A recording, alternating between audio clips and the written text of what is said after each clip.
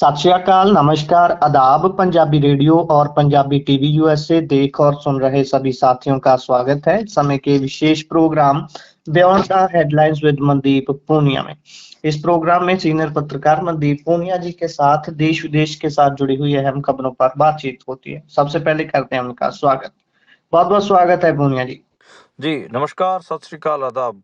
नमस्कार, सत श्री अकाल, आदाब। रुख खबरों का करते हैं। सबसे पहले अंतर्राष्ट्रीय खबरों की ओर रुख करते हैं।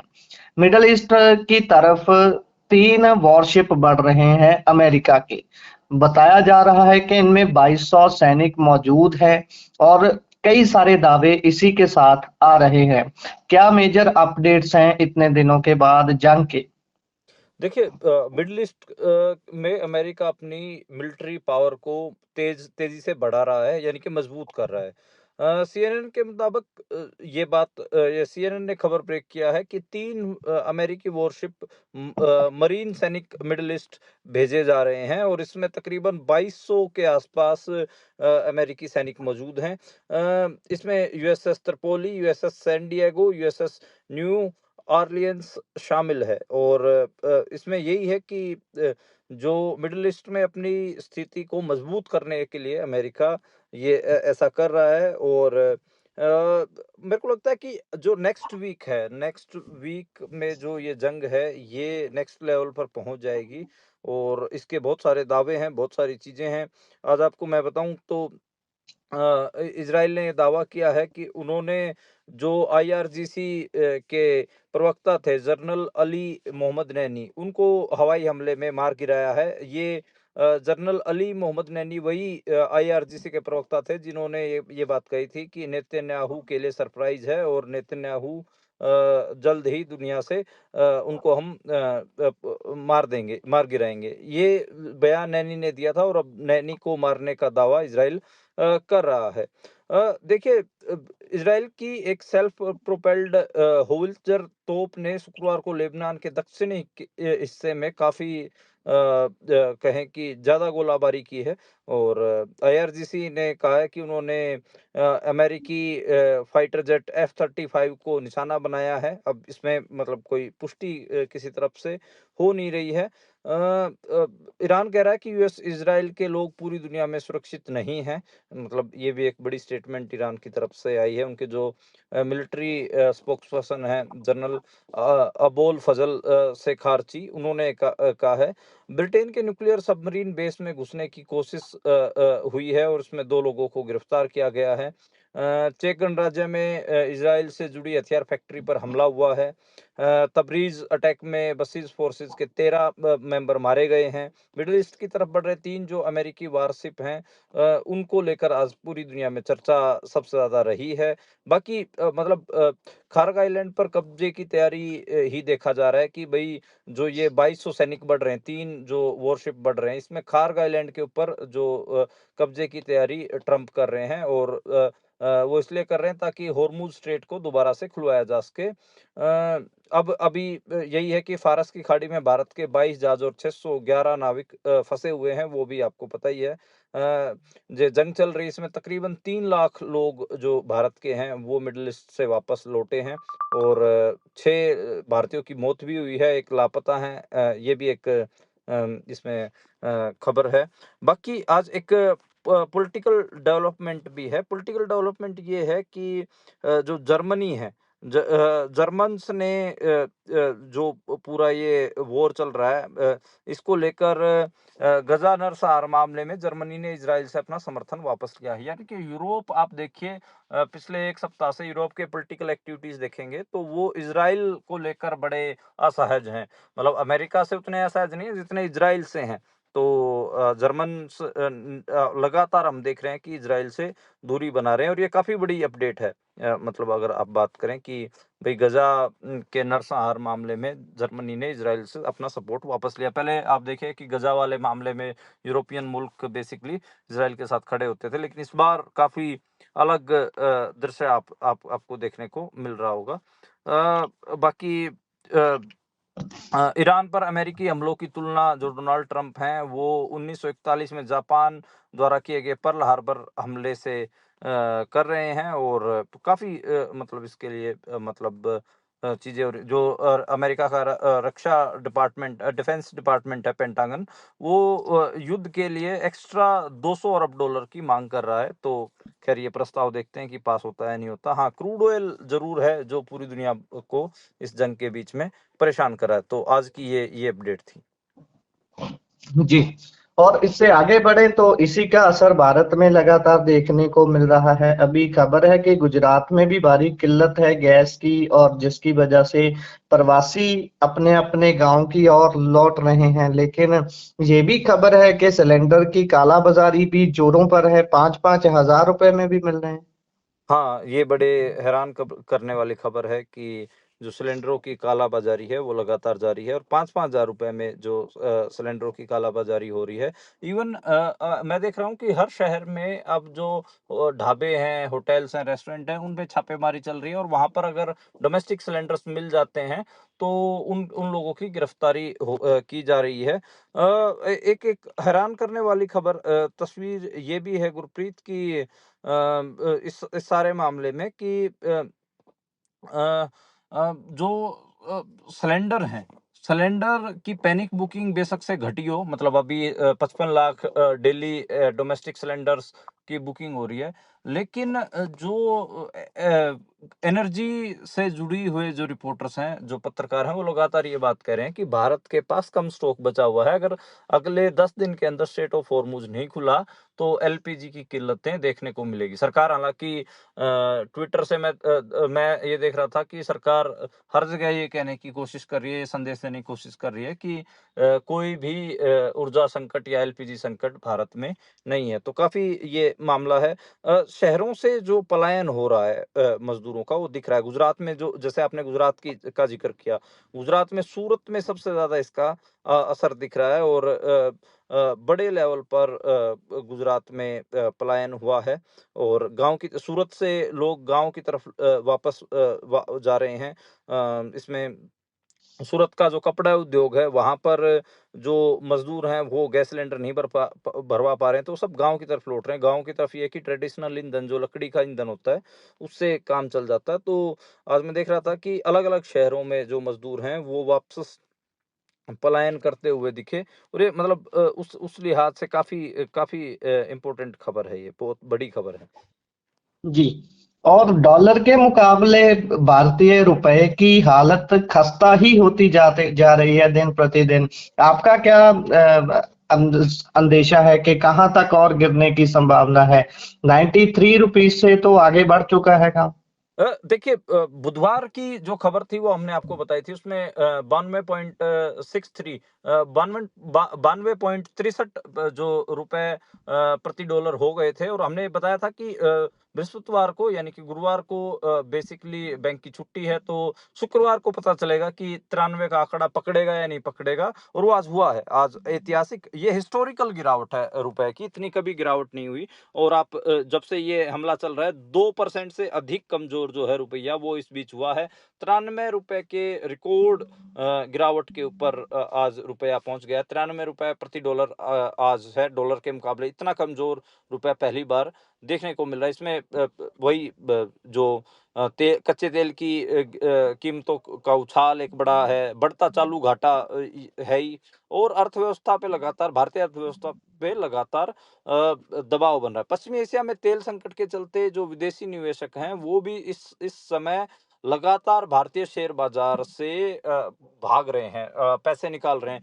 8 अरब डॉलर से अधिक की जो निकासी है, यानी कि 8 अरब डॉलर से अधिक जो पैसे हैं, इन 10-5 दिन में ही निकाले हैं। तो ये काफ़ी काफ़ी बड़ी है। मतलब जनवरी 2025 के बाद अब बात करें हम मार्च 2026 में बात करें, तो ये सवा साल के बाद सबसे बड़ी ये निकासी मानी जा रही है और इसमें 19 मार्च ऐसी तारीख थी जिस दिन सबसे ज्यादा तकरीबन 2400 अंक 2500 अंक के आसपास जो है सेंसेक्स टूटा था। तो मतलब रुपया कमजोर हो रहा है डॉलर के मुकाबले, ऊर्जा संकट तैयारी खड़ा है, शेयर बाजार टूट रहा है, जो विदेशी निवेशक हैं वो वो अपने पैसे निकाल रहे हैं, वो एग्जिट ले रहे हैं। ये सब कोई अच्छे संकेत नहीं है भारतीय अर्थव्यवस्था के लिए, भारतीयों के लिए। वो साफ गुरप्रीत आप और हम मतलब देख पा रहे हैं। शहर खाली हो रहे हैं क्योंकि मजदूरों को सिलेंडरों के लिए लाइन में लगना पड़ रहा है और आपको थोड़ा हैरानी होगी कि भारत में मजदूर ना मतलब इवन 1-1 2-2 किलो गैस भी डलवाते हैं। उनके पास छोटे गोल सिलेंडर होते हैं और वो दुकानदारों से रिटेलर से 2-2 4-4 किलो गैस भी खरीदते हैं। तो बड़े सिलेंडरों से जो दुकानदार होते हैं 2-4 किलो गैस उसमें डाल देते हैं नलकी के। तो मतलब क्योंकि आपको पता है कि वो दिहाड़ी पर निर्भर लोग हैं, तो सब अपने गाँव की तरफ जा रहे हैं, जिनमें ज़्यादातर पलायन करने वाले आदिवासी समाज के ज़्यादा लोग हैं। और सब ट्रेडिशनल अब गाँव में एक एक चीज़ तो ये रहती है ना कि भाई कम से कम ट्रेडिशनल फ्यूल के ऊपर यानी कि लकड़ी से या उपले से उससे हम अपना काम चला लेंगे। तो ये देखने को मिल रहा है। अमीर के पास तो एक साधन है कि वो इंडक्शन खरीद ले रहा है, इंडक्शन चूल्हा जो खरीद ले रहा है। गरीब के पास तो अपने गाँव जाने के अलावा कोई रास्ता दिखता नहीं है। तो ये सारी चीज़ें हैं मतलब 4-5 चीज़ें इकट्ठा हो रही हैं। डॉलर के मुकाबले रुपए का कमज़ोर होना, विदेशी इन्वेस्टर्स का भारतीय मार्केट को छोड़ना, शेयर बाजार का टूटना, ऊर्जा संकट खड़ा होना, ये मतलब एक बहुत डरावनी तस्वीर भारत में बन रही है। बिल्कुल तस्वीर खासी भयावह बन रही है। उधर बच्चों की मृत्यु दर कम करने की गति पड़ी और भी सुस्त। ये क्या माजरा है? कोई रिपोर्ट सामने आई है? अ, बिल्कुल साल 2024 में 5 साल से कम उम्र के बच्चों की जो मृत्यु उसमें जो गंभीर कुपोषण है, मलेरिया है या क्षेत्रीय असमानताएँ हैं, वो उनके बारे में रिपोर्ट आई है और उसमें ये बात मानी गई है कि दुनिया में 5 साल से कम उम्र के लगभग जो 5 साल की कम उम्र के जो बच्चे हैं, उनमें लगभग 49 लाख बच्चों की डेथ हुई है। उसमें 23 लाख तो मतलब डेथ एट बर्थ है, यानी कि नवजात यानी कि पैदा होने के कुछ घंटे बाद ही उनकी डेथ हो गई है। गंभीर कुपोषण 1 लाख से अधिक बच्चों में है और वास्तविक संख्या इससे भी अधिक हो सकती है क्योंकि ये तो भई सिर्फ़ डेटा के बारे में ही हम बात कर रहे हैं।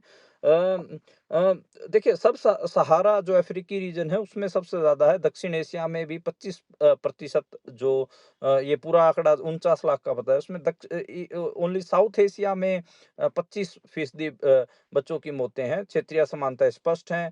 सब सहारा अफ्रीका में 58 परसेंट है ये नंबर।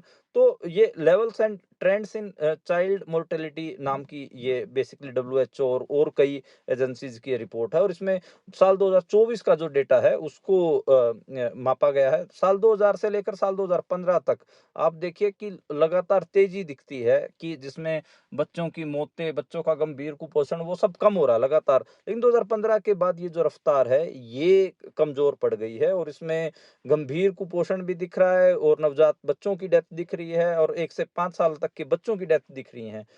1 महीने के बाद की जो मौतें हैं वो तो बहुत हैं जिसमें मलेरिया, दस्त, निमोनिया ये सारी चीज़ें शामिल है। अकेले मलेरिया की वजह से 17% मौतें हो रही हैं। तो काफ़ी मतलब भयावह स्थिति दुनिया में बन रही है।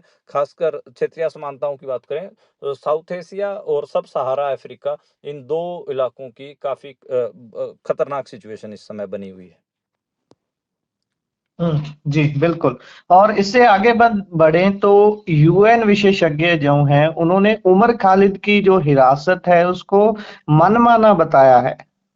हाँ, ये खबर मैं आज देख रहा था तो उसमें ये बात निकल कर सामने आई कि जो यूनाइटेड नेशन है उनके जो विशेषज्ञ हैं उन्होंने इस बात को लेकर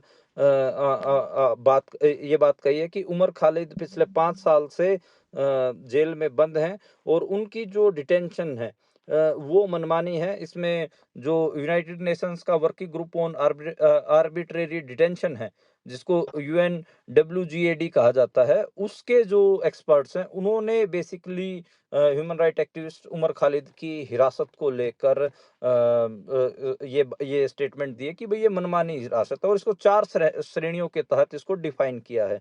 अब अभिव्यक्ति की स्वतंत्रता, सभा करने, संगठन करने और सार्वजनिक मामलों में भागीदारी के अधिकारों के प्रयोग के ऊपर हमला निकाला है और ये चारों चीज़ों को का निष्कर्ष निकाल के ही यूएनडब्ल्यूजीडी ने ये रिपोर्ट सबमिट की है।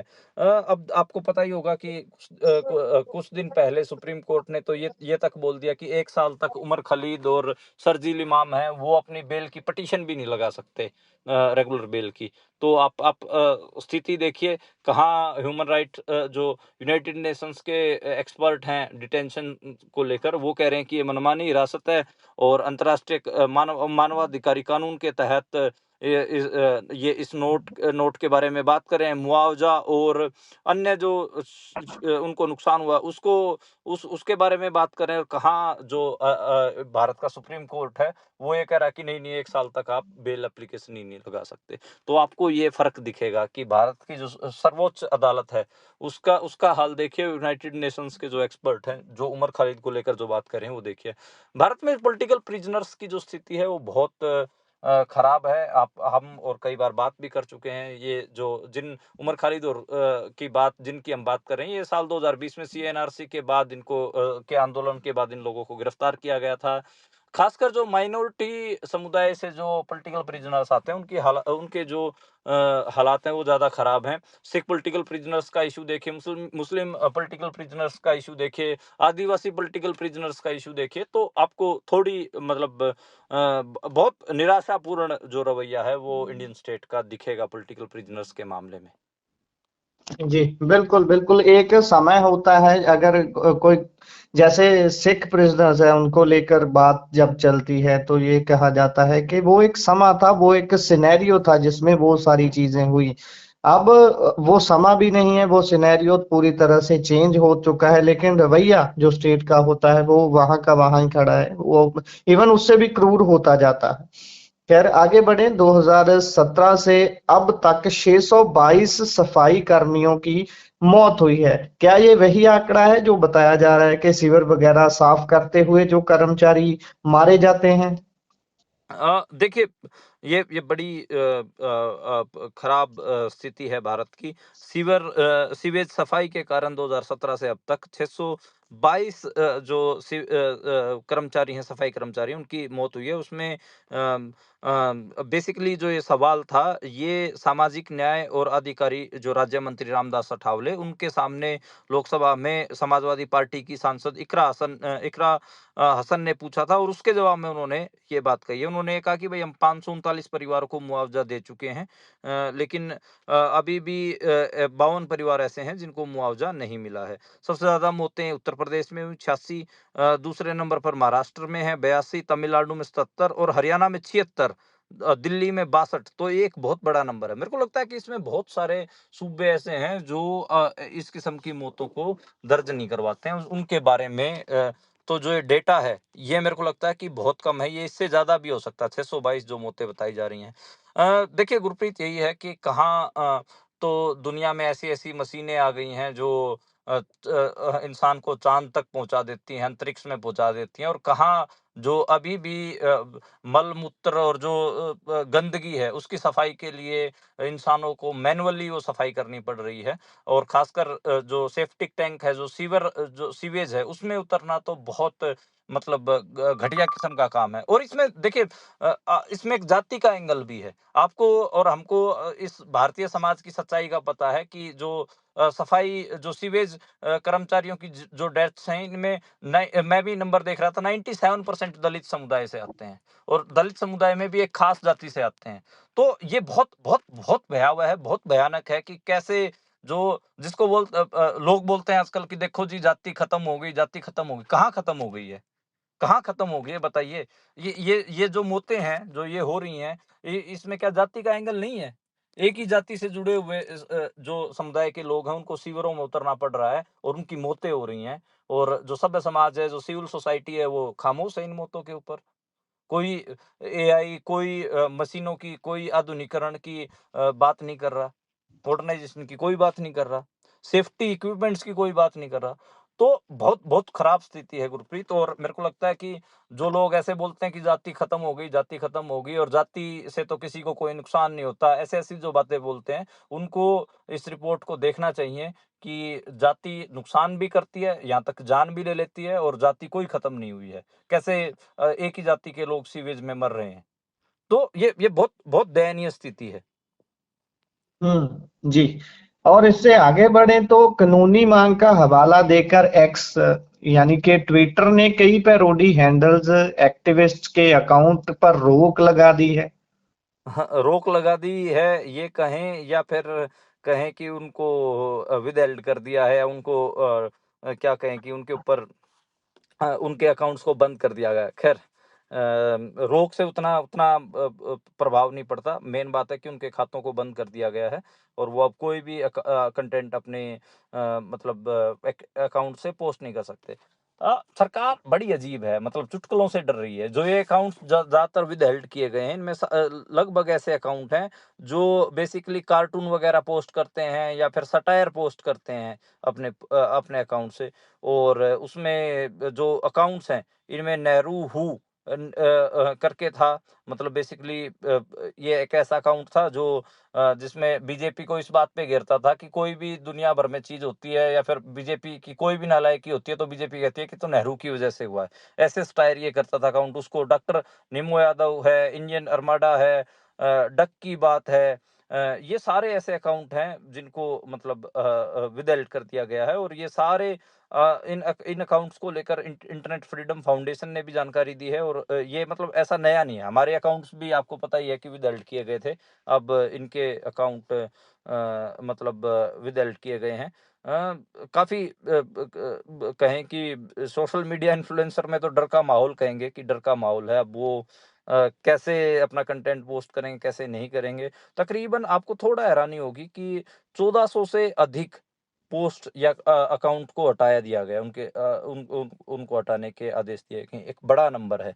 यानी कि सरकार अपने खिलाफ ना तो किसी कार्टून को पसंद कर रही है, ना किसी चुटकुले को, ना किसी सटायर को, ना कोई ऐसे एक्टिविस्टों के अकाउंट्स को जो सरकार से सवाल पूछते हैं। काफ़ी गंभीर स्थिति इस समय हो रही है। लोग कहते थे कि सोशल मीडिया आने के बाद देखिए बोलने की ये स्वतंत्रता, सोशल मीडिया पे आप कुछ भी पोस्ट करिए। ये हाल है भारत में कि अगर आप सत्ता के खिलाफ कोई कार्टून या कोई चुटकुला भी पोस्ट कर देंगे तो आपके अकाउंट को डिलीट कर दिया जाएगा। जी, बिल्कुल, बिल्कुल।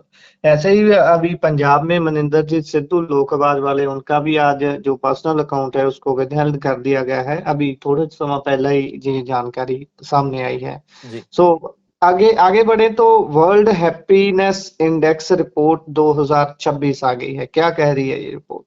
हाँ, नाम रिपोर्ट का है वर्ल्ड हैप्पीनेस रिपोर्ट। लेकिन भारत के लिए काफ़ी निराशाजनक ये हम कह सकते हैं। ये जो रिपोर्ट है ये ऑक्सफोर्ड यूनिवर्सिटी की वेलबींग रिसर्च सेंटर द्वारा और गैपल और यूनाइटेड नेशन के सहयोग से तैयार की जाती है। इसमें अमेरिका, कनाडा, ऑस्ट्रेलिया, न्यूजीलैंड इनके जो 25 साल से कम उम्र के युवा हैं उनके बारे में भी बात की गई है कि वहाँ पर भी हैप्पीनेस कम हुई है। अ, लेकिन जैसे भारत है, भारत की स्थिति बहुत खराब है। भारत इस पूरी रैंकिंग में 116वें नंबर पर है। मतलब थोड़ा अजीब है कि भारत में लगातार जो हैप्पीनेस है वो कम हो रही है। इस रिपोर्ट में एक ये बात भी उठाई गई है कि जो ये हैप्पीनेस कम हो रही है इसका एक जो कारण बताया है हैप्पीनेस कम होने का, उसमें ये बताया गया कि सोशल मीडिया का यूसेज है और जो वर्क प्रेशर है उसके कारण जो नौजवान हैं उनमें कहीं ना कहीं ये हैप्पीनेस कम हो रही है।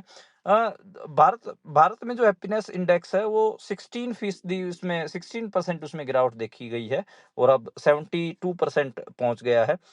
काफ़ी अगर कहें कि इसमें आर्थिक सुरक्षा, इकोनॉमिक जो सिक्योरिटी होती है वो भी है और जो आज़ादी है वो तो है ही है।